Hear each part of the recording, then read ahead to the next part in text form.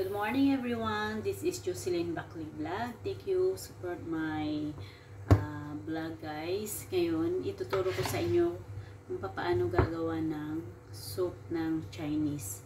Meron ako nitong lotus root guys. Isang ganito okay na siya. Tapos meron akong 5 Harry melon. Tsaka meron akong karne. Siyempre yung karne na blanch ko na. Ipa-blanch muna yung karne pag hindi siya freeze or frozen. Kahit man frozen yan o kaya fresh, i-blanch po natin ang mga karne natin, mas maganda. Meron po akong 2, 4, 7 mushroom. Ayan. Ito yung dry na mushroom guys. Ihalo ko ito sa soup. Ayan guys. Binabad ko na siya sa tubig. Ayan guys. So, start na tayong maghiwa. Ayan guys. Ayan. Hihiwain ko. Tsaka, babalatan ko yung iba. Ayan guys. Ito yung kanilang soup for tonight. So, ito guys, Harry melon. Tayo guys, sa Pilipinas, inuulam natin. Ginugulay natin to. Hindi natin sinusup. Dito kasi, soup nila ito guys. Pero inuulam din nila yung hindi nilalagay sa soup guys. Yan guys. Malalaki lang yung hiwa. Para sa ganun, ay hindi madudurog agad-agad. Kasi pag maliliit yung hiwa sa 3 oras na iboboil itong soup, maano siya guys, maano siya yung madudurog na po yung kanyang gulay. So parang hindi na siya maganda pag nadurog siya guys. Ayan.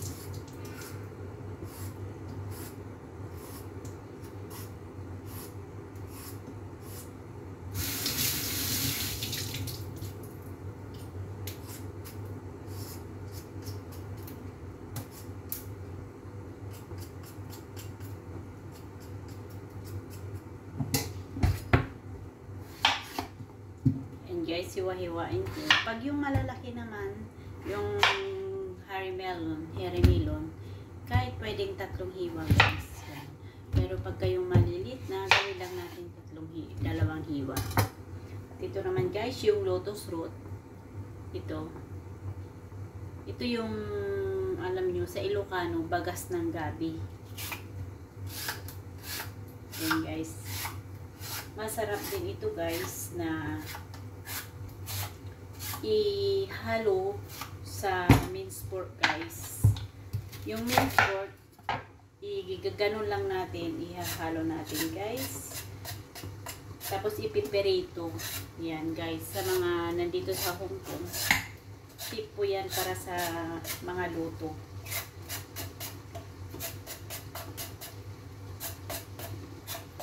Guys, yan. Medyo mahirap yung balatan.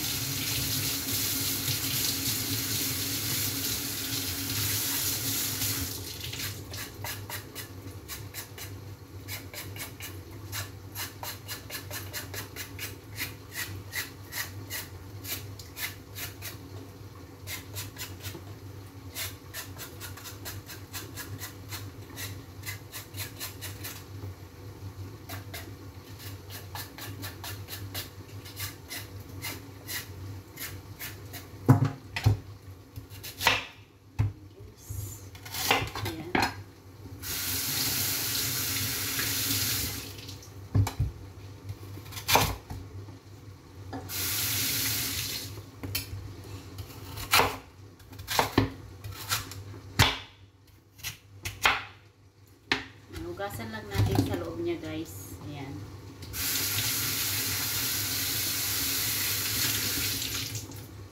Ayan, guys. Sinasama ko na yan kasi isang anuhan lang yan.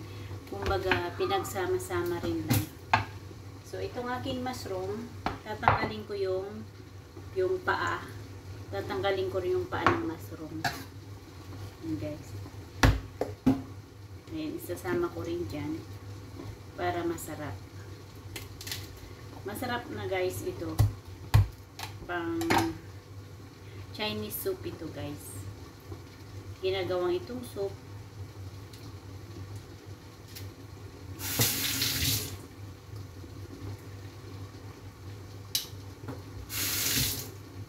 Ayan, ginagawa ito ng soup, guys.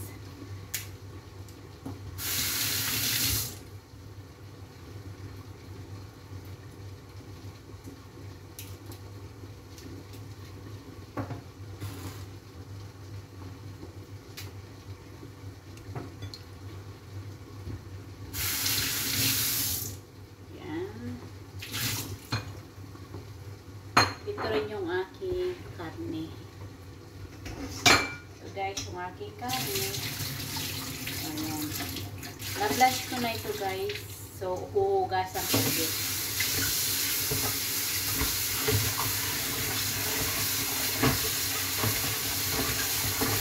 Huhugasan ko ulit, guys.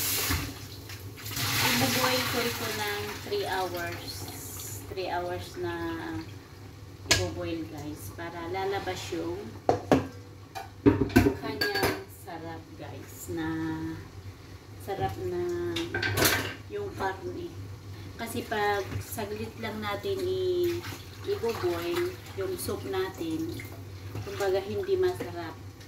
So, dapat gawin nating 3 hours to 2 hours ang ating boiling ng soup natin. Yun kung hindi nagtitipid ang amo natin sa gas. Siyempre, kung nagtitipid ang amo natin sa gas, 1 hour yung iba, 2 hours, okay na. Kasi nga, nagtitipid sila sa gas.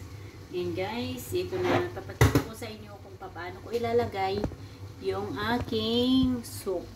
And guys, nag-boil na ako ng tubig. Ay, yung tubig ko, guys. So, ito na yung karne. Lalagay ko dyan, guys. Yan. Yan, lalagay yan. Ganyan. Ganyan. Then, ito yung lotus root, guys. Ayan. Yung pang soup. Ayan, guys. Ayan. Ayan, guys. So,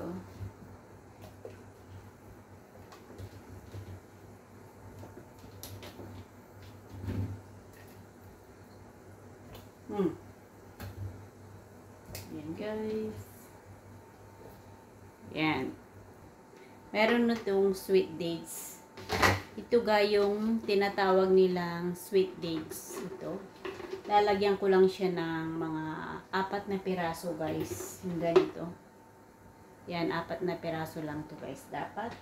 Para hindi, kasi ito, guys, yung pampatamis ba. Ayan, huhugasan ko, guys.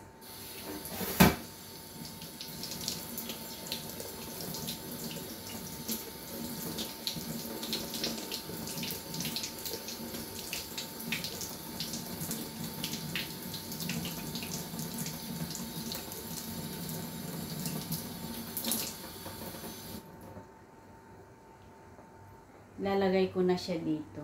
1, 2, 3, 4. Ayan, 4 na sweet dates yan, guys. Ayan na siya, oh.